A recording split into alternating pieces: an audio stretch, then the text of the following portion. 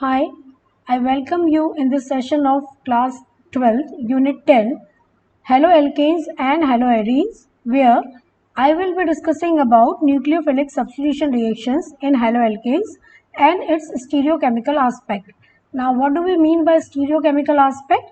That means distribution in the space will be different. For example, here you can see that this methyl group, this is a bond and stick model, but you can see that this methyl group is towards the right and this is towards the left, and you can see that the molecular formula is same. We have learnt about stereochemistry or the stereoisomerism in class 11. So we are starting with the nucleophilic substitution reactions and its stereochemical aspect. Nucleophilic substitution reaction forms majority of the reactions of haloalkanes. We have elimination reactions and reaction with metals also, but in this lecture I will be focusing upon nucleophilic substitution reactions. To begin with, what is a nucleophilic reaction or what is a nucleophilic substitution? First, you need to understand and spread the word nucleophilic.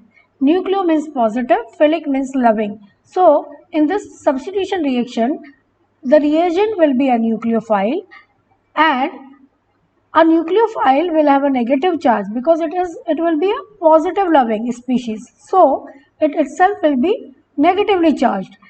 The nucleophilic substitution reaction may depend upon nature of the substrate, reagent and reaction conditions. Gradually, when you will see that the reaction conditions, they can change the mechanism of the reaction. So, these three are very important factors on which the nucleophilic substitution reaction depends. Now, let us take an example of a nucleophilic substitution reaction.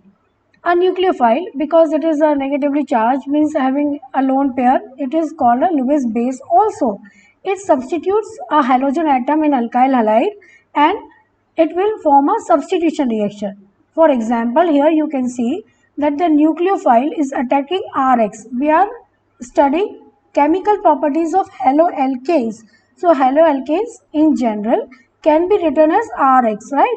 So, nucleophile is going to replace this X, and how this will form RNU and X negative will be the leaving group. Okay, so mind it that X will be the leaving group. Here I have taken an example. Suppose water is reacting with Rx. Now what OH negative part will become the nucleophile, is the nucleophile and will be replaced X in this Rx forming ROH.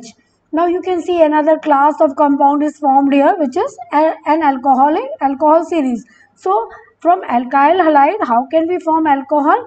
We can react alkyl halide with water and OH negative being nucleophile will replace X, and that is how ROH can be formed. So here are more examples of a nucleophilic substitution reaction. Like, see, this is Rx everywhere in all the reaction because this is the haloalkane whose properties we are studying, right? And now we have different nucleophiles, we can say, like I have shown you OH negative from water is acting to form alcohol. If I take ammonia, H positive and NH2 negative, it has two parts. So NH2 negative is the nucleophilic part, so that will get attached to R, and HX will be also be eliminated, that is also be formed, because X of this cannot just leave like X negative, so it will form HX with H positive.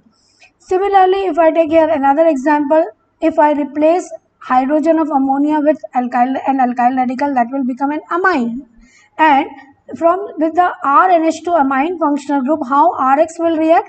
Same way, but here R will be there in place of one of the hydrogens, so we will get 2-degree amine, that is NHR will get attached, HX is still be eliminated here. Okay, so here we are getting 2-degree amine, and that is how we can form 1-degree amine, 2-degree amine from alkyl halide. You can understand now how we can get the 3-degree amine. Okay, you can do that practice yourself. Now see, here is this is a very important example. I'll get back to that slide. Reaction with KCN and AgCN. Now here cyanide and isocyanide, two different products are formed. Why? Because CN is having ambidentate property. What do I mean by ambidextrous property? This CN is basically a donor atom or a ligand, which you will study in coordination chemistry in term 2 of the syllabus. Okay, but here I just want to make one thing clear, that if CN acts as a nucleophile, carbon can be bonded with R or nitrogen can also be bonded with R. Okay, KCN being ionic compound, what will happen? K positive and Cn negative will form. So obviously KBr will be eliminated and propane nitrile or cyanides will be the main product. Here in the second example, AgCN is a covalent compound. So first what will happen? This Br will be removed and from nitrogen side it will get attached to the R. Whatever R value is there, maybe it is CH3, CH2 or whatever it is. So here N will get attached and therefore you will get isocyanide as the main product. So this difference is due to KCl being predominantly ionic and AgCN being covalent. The ionic compound, when dissociated, it can get linked with carbon.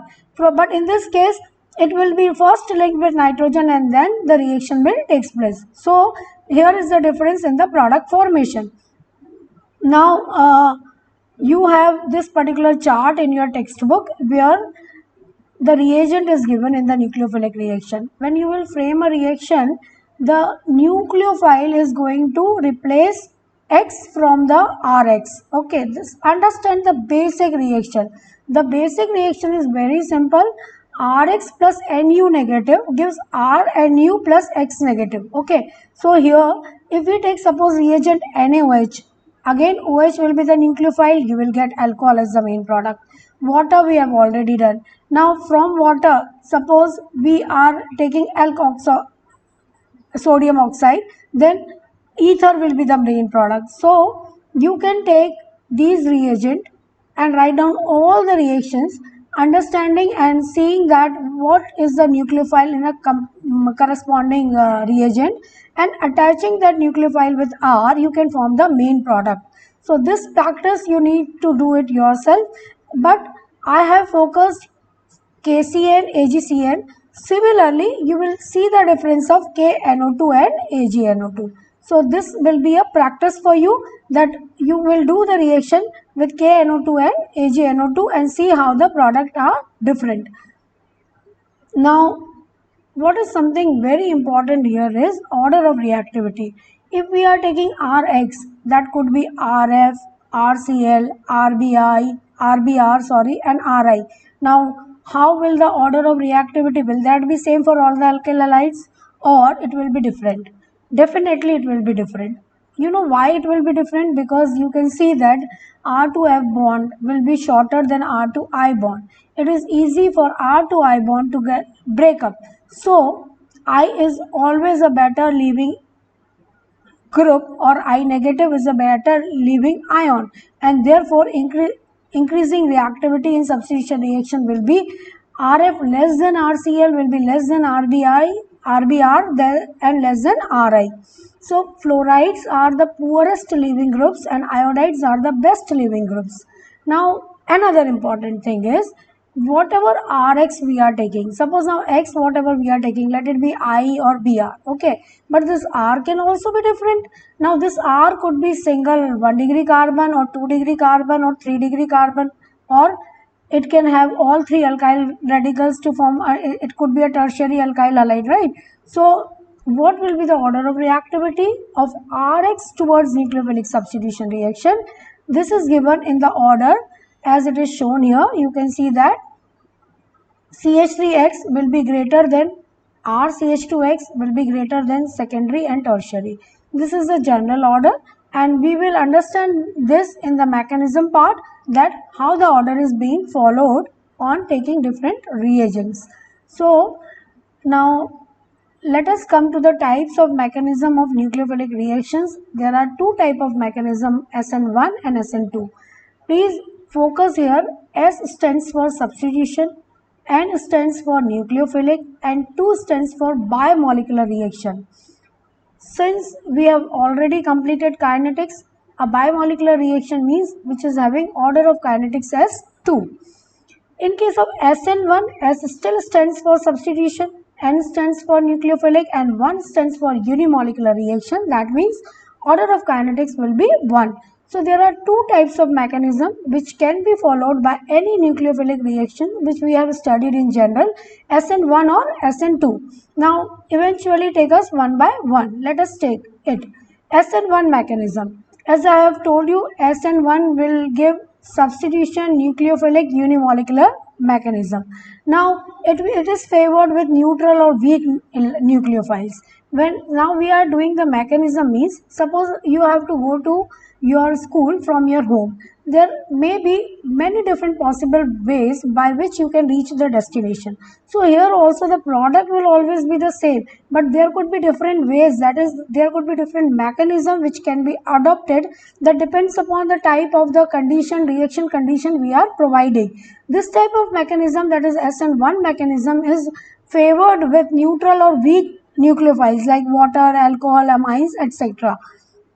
Now SN1 mechanism, how it follows. In the step 1 of the mechanism, I can give you one hint over here. When I am saying SN1 mechanism, it is a unimolecular, right? So that will express in 2 steps. You can remember it in a reversal way. SN1 mechanism will take place in 2 steps. Now in the step 1, there will be cleavage of C2X bond. Cleavage of C2X bond, if because there is a polarity in the molecule, X being more electronegative will take the bond electrons towards itself. So because of that polarity, the C2X bond will break, and what will happen? You will get a carbocation as one of the main product, and this step is a slow step of the mechanism, so it will be the rate governing step as you have studied in the kinetics. Since there is only one reactant over here, this will be a unimolecular reaction, or this reaction will belongs to first order kinetics.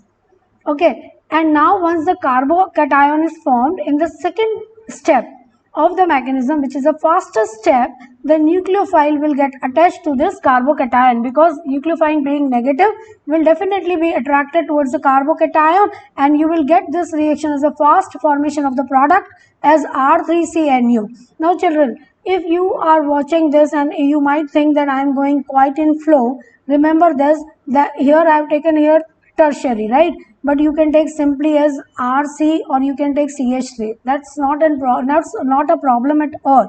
You need to understand the concept that here whatever R is here, you can simply write R, no problem.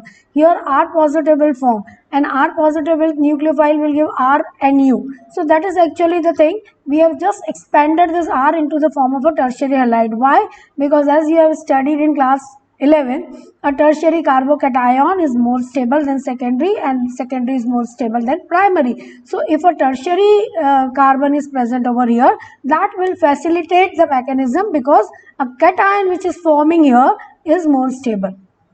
As you know that everything is proceeding towards a higher stability. So here R3C is preferred to be taken as an example. Now this is our overall thing. Okay, let us understand it more in depth.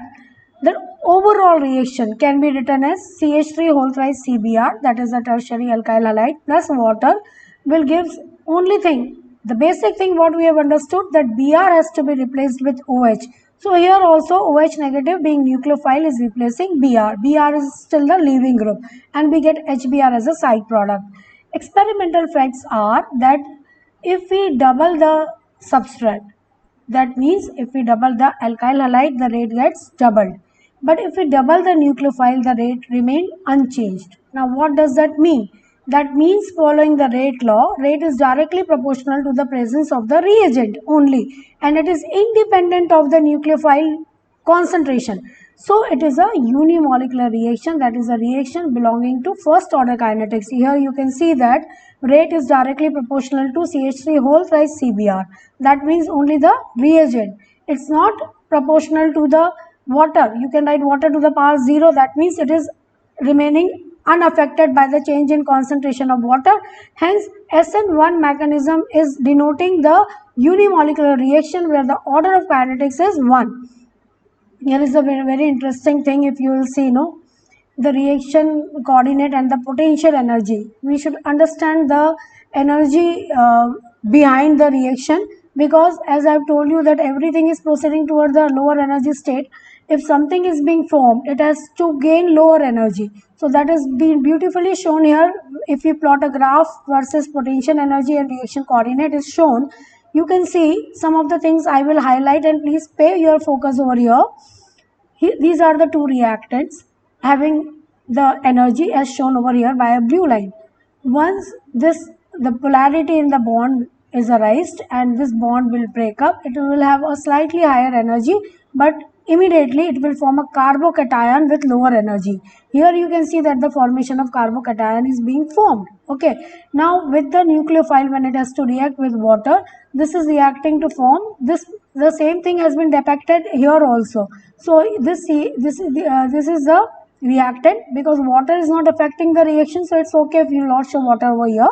So this is the reactant, it is forming a carbocation. So here it has been formed a carbocation, and then OH2 is getting attached with the formation of the product. You can see that this formation of the product is having too much lower energy than the reactant species, and therefore the reaction is being favored because the reaction is proceeding towards the lower energy state, and that here the main product, tertiary alcohol, is formed.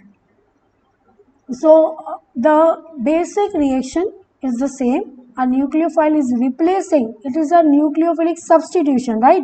So it is substituting halogen atom from the Rx, and OH is getting attached. But here the mechanism followed is SN1 mechanism, because that is a unimolecular mechanism which takes place in two steps. First step will be the formation of carbocation, and second step will be the formation attack of the nucleophile to form the product. So that is how you can see that it is formed. See what I have already reminded you, carbocation. You should remember that a tertiary carbocation is more stable than secondary, is more stable than primary, and least stable will be methyl carbocation. Just to remind you, as you have studied this in class 11, it is a planar molecule ion with sp2 hybridization. It's obviously the carbon is positively charged.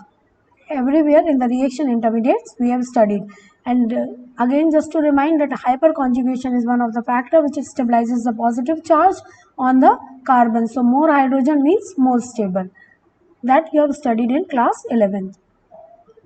So order of reactivity in SN1 reaction will definitely depend upon what? Depend upon the carbocation stability. So tertiary will be greater than secondary, will be greater than primary, that will be greater than methyl carbocation whenever R is attached as methyl. Now let's come to SN2 mechanism.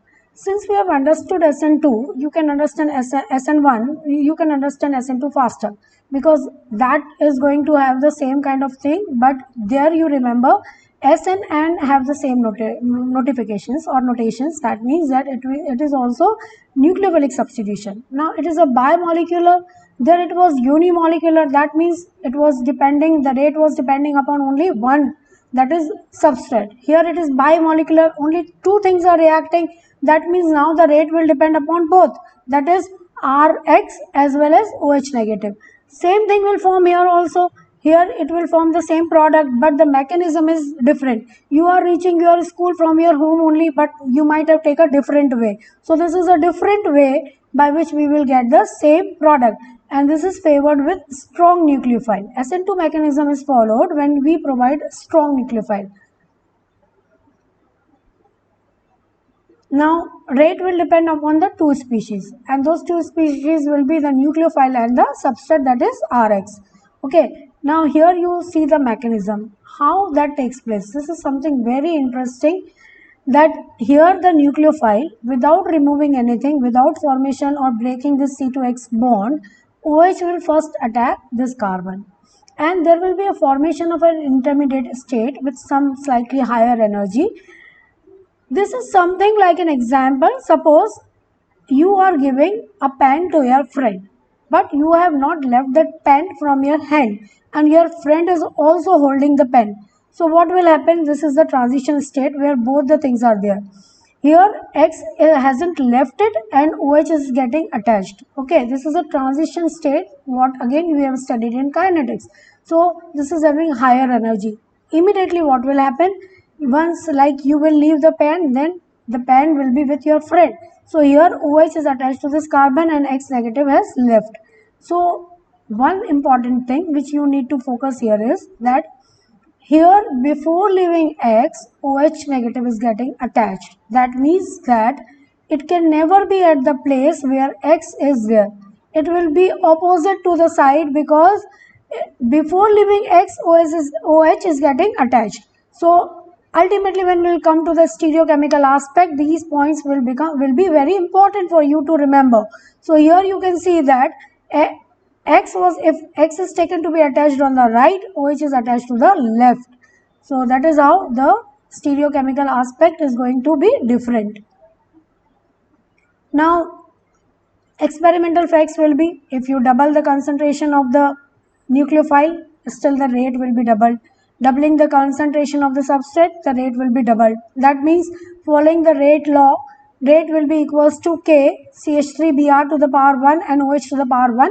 That means order will be M plus N, or say 1 plus 1, order will be 2.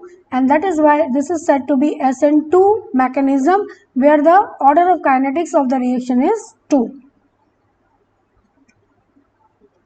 Again, let us see the energy coordinate graph, potential energy versus reaction coordinate.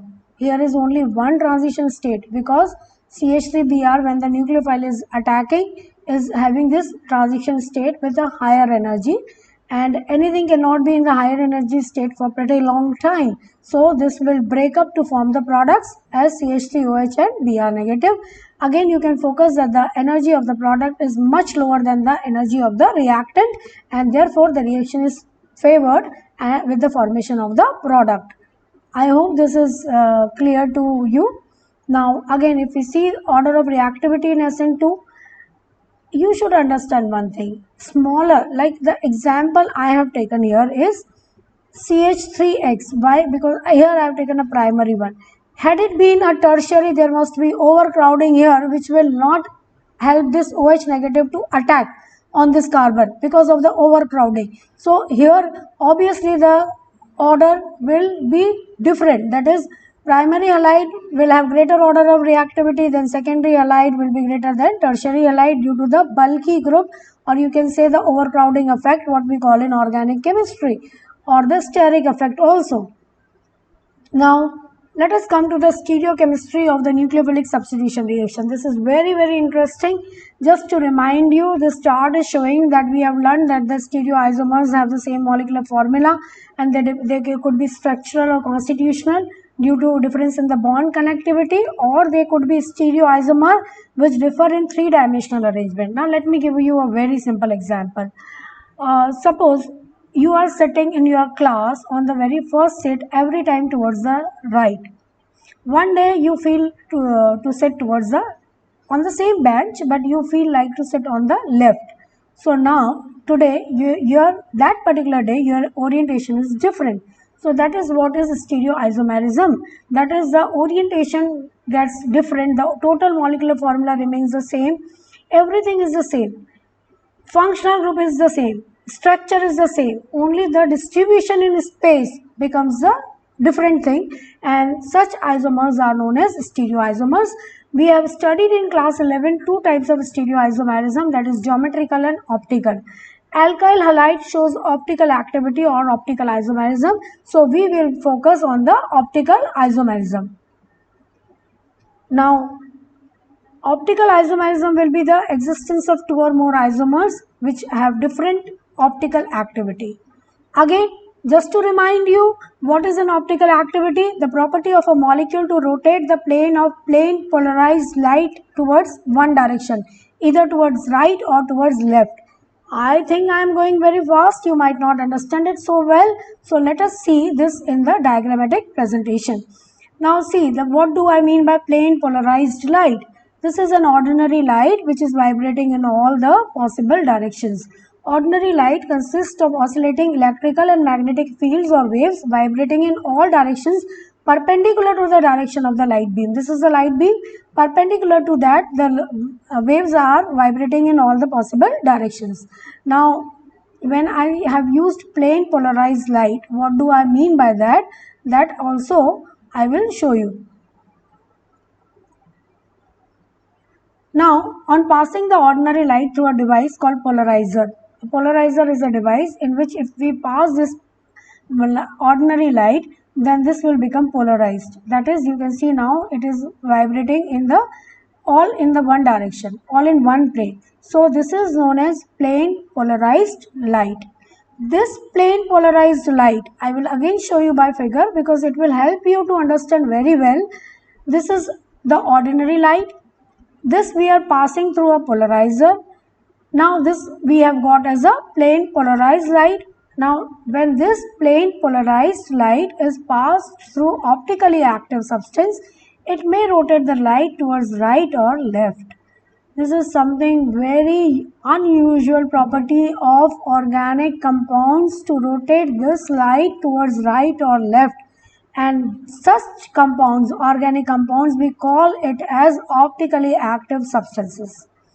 As you have learnt in class 11 that optically active substance should have carbon with all the 4 valencies attached to different groups. That means it should be a chiral carbon atom. That compound will show optical activeness, or that will be an optically active compound. So, an halide, optically active halide, or say an alcohol in general, will be able to turn this plane light which is vibrating in one plane towards right or left only if the valency of carbon is satisfied with 4 different groups. Like in methyl, there are CH3, when we say there are 3 hydrogen. So that will not be able to show optical activity. That means if CH3X is there, it will not show optical activity. It has to be all 4 groups attached to the carbon to which the halogen is attached should be different. Gradually you will understand it more. So when it turns the right towards right, we call it dextrorotatory, and when it turns the right towards left, we call it as levorotatory. Okay. Now, as I've told you, the cause of optical activity is the chirality of the molecule, and some people pronounce it as chirality also, but as I call it as chemistry and not chemistry, so this I pronounce it as chirality in a molecule. And chiral objects have a handedness, means they are not symmetrical. I will show you how. This is a wonderful explanation. This is chiral, our hands are chiral. If you will put same way, if you will put this hand on this, it will not be on the same side. The thumb of this will be on the right and the thumb of this will be on the left, or vice versa. So these are said to be non-superimposable objects, whereas a cube or maybe any this kind of object are superimposable objects. A butterfly, one wing, if you will put on the another wing, will be the overlap it in the same way. So that is superimposable object. Importantly, what you need to remember is that the carbon valencies should be different. Okay.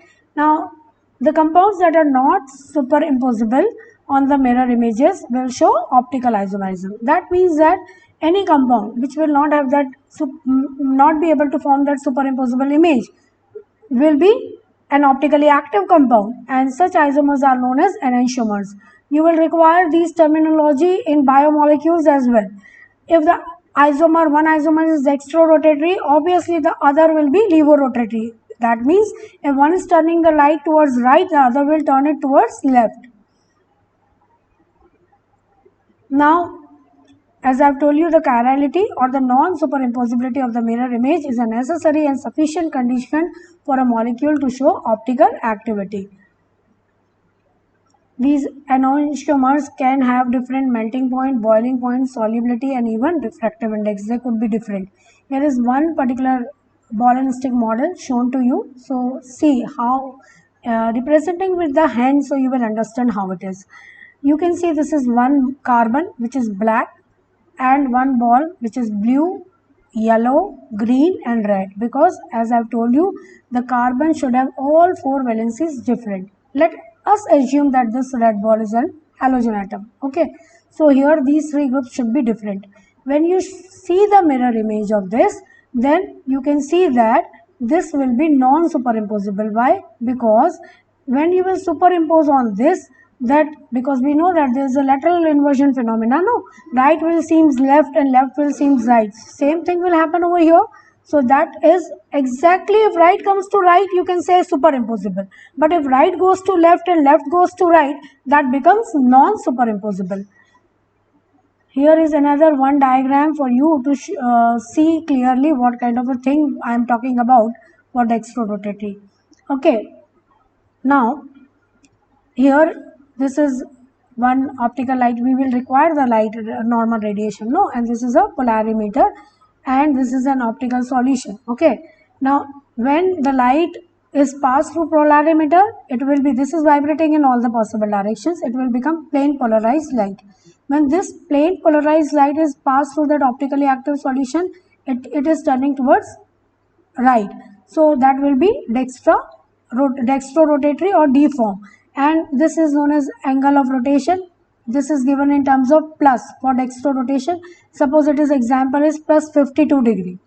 Similarly, here is an example of levorotatory compound. Here is one example where it is 2-methyl-1-butanol is given. This is related to even alcohol, no problem. Here you can replace H with X, no problem. So you can see that this carbon is having all four groups different. So if in such compound, if we pass in the same way, the light is being passed. Now this is turning towards left. You can see that here it is rotating towards the left. So it could be minus 112 degree, whatever. So that could be only if it is rotating towards left, then that will be a levorotatory compound. So that is how we can observe this optical rotation practically. But what if the two are mixed together? Suppose I have mixed 50% of one which is showing D rotation and 50% of the other one which is showing L. Then what will happen? The solution will not show any optical rotation, or that will be known as optically inactive solution or a racemic mixture. Let me repeat this once more. If a solution of 1 enantiomer 1 and solution of enantiomer 2, if both are mixed in equal proportion, then what will happen? The light will not turn toward any direction. Such a mixture is known as racemic mixture. Here is another one beautiful example of a racemic mixture. See, this is plus minus D lactic acid. Here this is 1 with OH towards the right. Here this is 1 which is OH having towards the left. Why the figure is shown like this? Because the optical rotation is a mirror image, no? So here an arbitrary mirror has been shown. If we mix these two in the ratio of 1:1, then it will show 0 optical rotation. That time we will call it as racemic mixture. I have cleared all those concepts what we have learned in 11, because to understand the stereochemical aspect of RX, that is haloalkanes, it is very much essential to revive all these concepts. So now see stereochemistry of SN2 reaction. When we see the SN2 reaction, now you must be remembering it will take place, SN2 will take place only in one step, that is a transition state will form. Here I have given an example of 2-bromobutane. Okay, so if it is 2-bromobutane, it is having H, CH3 and C2H5 and Br. All four groups are different.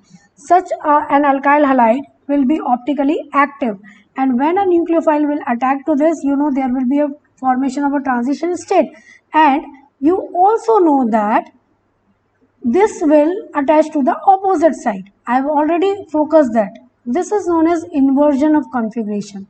Inversion of configuration, why? It is something like turning the umbrella, because here Br was attached, suppose towards right, OH is attaching towards the left.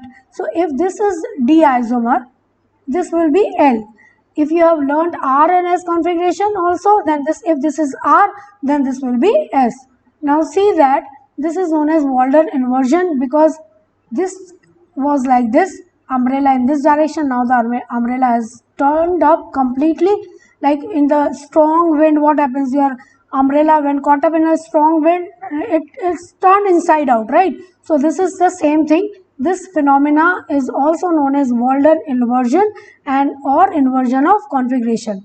Inversion of configuration, let me remind you once again, this is in terms of optically active substance. That if it was initially, if the reactant was D, the product will be L. So it will be inversion of configuration. Now, as you know, steric effect in SN2 reaction, as I have already explained. So order of reactivity will be methyl will be greater than primary, will be greater than secondary, will be greater than tertiary. There are some data enlisted here to just to compare, see how the reactivity decreases. If it is 150 for say methyl, it becomes 1 for primary, then secondary, then tertiary. So the maximum active halide will be having methyl group, but that has to be substituted further, right? Here it should be substituted further to show optical activity. Now, stereochemistry of SN1 reaction. SN1 was with the formation of carbocation. Something very interesting here for you to note down is that here the nucleophile can attack from both the side on this carbocation which is being formed. Nucleophile can get attached to this side also and to this side also. So sometimes it involves retention of configuration, that is the Br, wherever the Br is attached or say the halogen is attached, to the same side the nucleophile say OH negative can get attached, but it also has possibility to get attached to the opposite side. So eventually what happens, the product is be a racemic mixture, because as I have told you, if D and L both will form, then the compound will be optically inactive. So though the alkyl halide was optically active compound, the product will be a racemic mixture and it will be optically inactive. Okay, I will show you through a very interesting video here, and see, this is the credit goes to University of Surrey, because this video is from University of Surrey. So see this. Tertiary halogenoalkanes undergo SN1 reactions, where S indicates a substitution reaction is occurring, N indicates that a nucleophile is involved, and 1 indicates that only one species is involved in the slowest rate-determining step. In tertiary halogenoalkanes, the small hydrogen atoms in primary halogenoalkanes are replaced by bulkier alkyl groups. Tertiary halogenoalkane.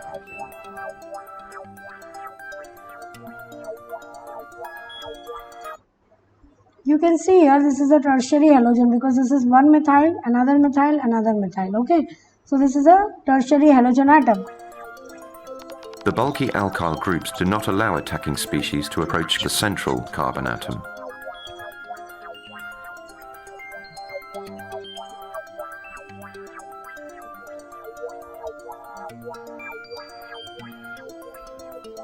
Consider the reaction between 2-methyl-2-bromopropane and a hydroxide ion. It has a two-step enthalpy profile. The first step, the heterolytic fission of the carbon-bromine bond, has a high activation energy, EA1, and therefore determines the rate of the reaction. The first step involves only the halogenoalkane. Now see, like the same thing I have shown in the reaction coordinate graph also. The same graph is again plotted here.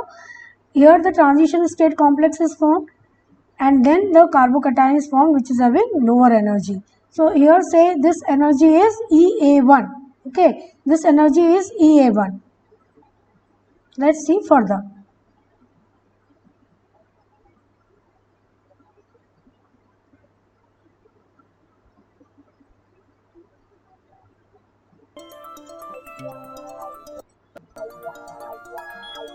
Groups do not allow attacking species to approach the central carbon atom.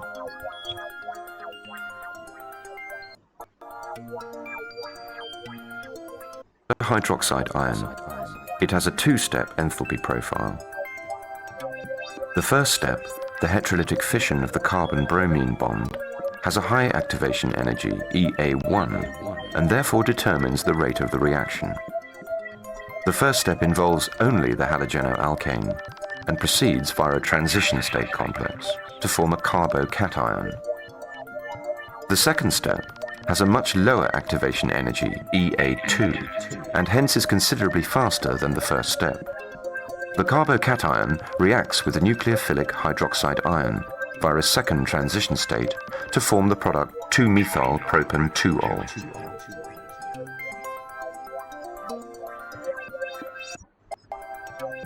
The first step, the heterolytic fission of the carbon-bromine bond, has a 2 and hence is considerably faster than the first step. The carbocation reacts with the nucleophilic hydroxide ion via a second transition state to form the product 2-methyl-propan-2-ol.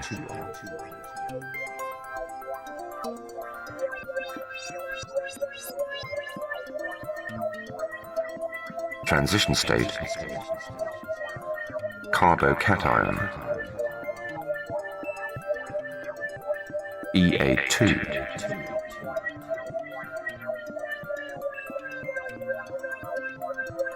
SN1 reaction.